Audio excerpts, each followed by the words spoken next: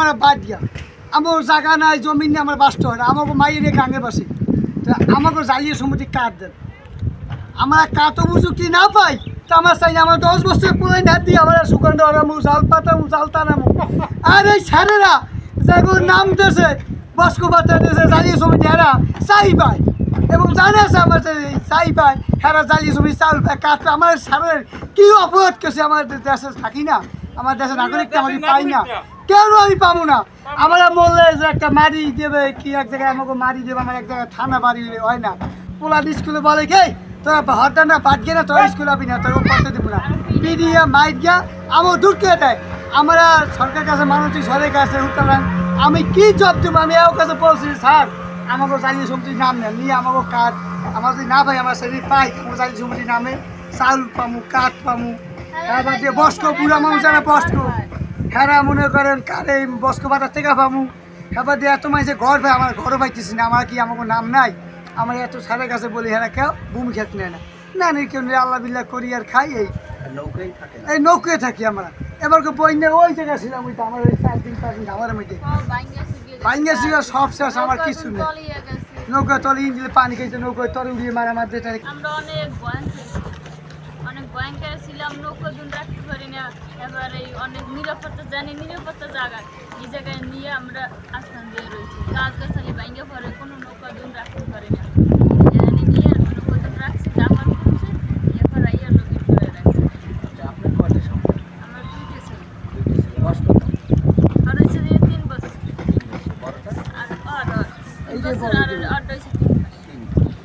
এই ছোট্ট শিশুদের নিয়ে এই ঝড়ের ভিতরে এই নৌকায় কীভাবে আপনারা বসেন কি করবো না আমার কি ঘর বাড়ি আছে এর মধ্যে কিনে নৌকা ভিড়াইছি তারপরে গাছ ভাঙি নৌকার মধ্যে বসে আমার কি ঘর বাড়ি আছে আমরা ঘর বাড়ি আসানে নেমে আমাকে তো কষ্ট আমি মরলে যদি একটু মারি পাই এই স্ট্যান্ড আমি চাই আর পোলা ভাই স্কুলে পড়তে পারি হেঁটে চাই আমি মরলে একটু মারি পাই এই স্ট্যান্ড একটা ঘর বাড়ি হলে পোলা ভাই স্কুলে পড়লাম নিজে মরলে একটু দাফন পাই আমার একজন জায়গায় যে বাস দাফন দিক তোমাকে দাফন দেওয়া যাবে না দেখা দাম দেয় মালা তোমার কেন দাফন আমার দাফন দেয় না তখন পায়ে ধরি হাতে ধরি গিয়া এই দাফন দেওয়ার ব্যবস্থা করি আমাকে দাফন দিতেও চায় না কেন আমার মানুষটি স্কুল কাছে চাইতে আসি আমার একটু দাফন দেওয়ার জায়গা চাইতে আসি ঘর চাইতে আসি আর পোলা বাহিনী লেখাবাড়ি করতে স্কুল ঘর চাইতে আসি স্কুল ঘরে পোলা বাহিনী পড়তে পারে না কেন বলেন এই তোমার হরটা যাও গিয়া তোমার পড়া মনে তোমার বেড়ে গিয়া এরপরে পোলা বাহিনী ফিরে গিয়া দাঁড়িয়ে এই মানুষটির কাছে আমার তো ঘর বাড়ি একটু ভালো হইতো আর একটু মরবার জায়গা অবস্থান হইলো আর একটু ভালো হইতো আমার শান্তি থাকতে মানুষ করতে আচ্ছা এদের লেখাপড়া করেন না কার কাছে পড়তে ওই তো স্কুলে গেলে পিডায় মারে কয় বাবা যে তোমরা ভালো না তোমরা নৌকায় খাও তোমরা নৌকায় যাও গিয়া পিডায় মারে এই তো আব্বা মারে মা আমারে পিডায় মারে আর আর ভয় যায় না আচ্ছা আপু আমরা আরেকটু বিষয় জানতে চাই সাধারণত মেয়েদের যে গর্ভকালীন সময় যে একটা ঝুঁকি থাকে তো সে সময় আসলে আপনারা কোনো মেডিকেলের সহযোগিতায় কি ডেলিভারি করাচ্ছেন না এই নৌকায় নৌকায় এই ডাক্তারি চিকিৎসাও লাগছে না লইয়ে যাওয়া লাগে শেখ হাসিনা প্রধানমন্ত্রী আম্মুর কাছে আমি একটা অভিযোগ জানাই কত ওই সুতরাং আমি গরিব মানুষকে অভিযোগ জানাই আমাকেও একটুখানে ঘর দেন উৎসুকেরাম দেন বাড়ি ঘর দেন ঠাকুরের জায়গা জমিন দেন আমাকে দেবেন না আল্লাহ সে দয়া করিয়া আমাদের দিলেও তো আমরা খুশি হইতাম আমার হারাত খোলা বেদেরা আমার কাছে দাবি করছি একটা ঘর আর দাবি করছি মানে আমার 100টা ঘর আর মনে করেন মরলেও তো মারি সাদি পোলাম স্কুল মানে মানুষ দিই শেখ হাসিনা সাহেব আমার কাছে আমার দাবি করছি আমাকে দাবি না পূরণ করেন তাই আল্লাহ সাহেব পূরণ করেন আমার কাছে আবার এটুকু দাবি করছি যে পোলা ভাই একটু পড়াবো আর একটু মরে জানি একটু মারি পাই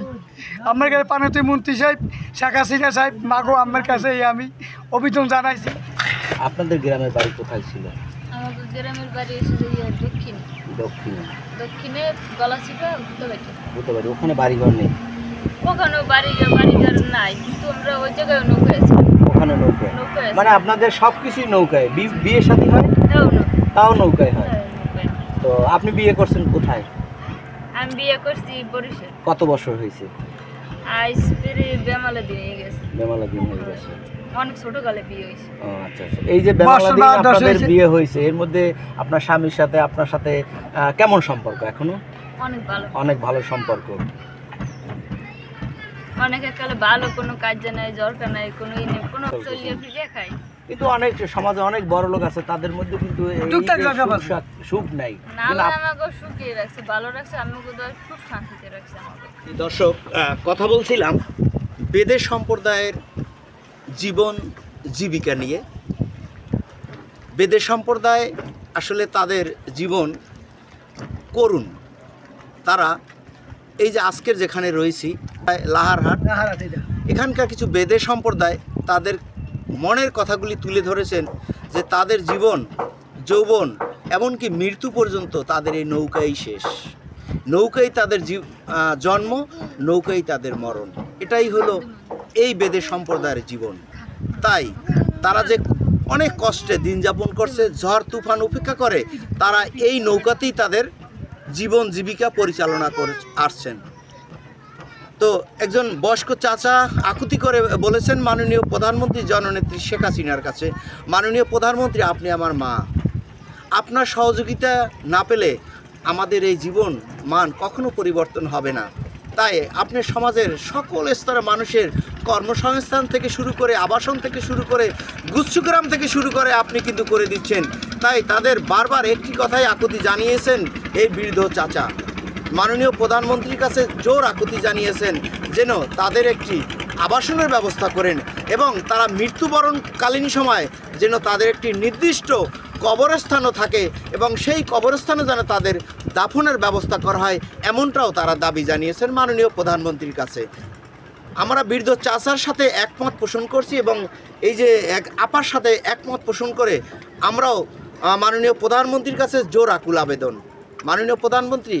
আপনার ইশারায় এই বাংলাদেশের সব দপ্তর পরিচালনা হচ্ছে, তাই আপনার সহযোগিতার মাধ্যমেই পারে এই বেদে সম্প্রদায়ের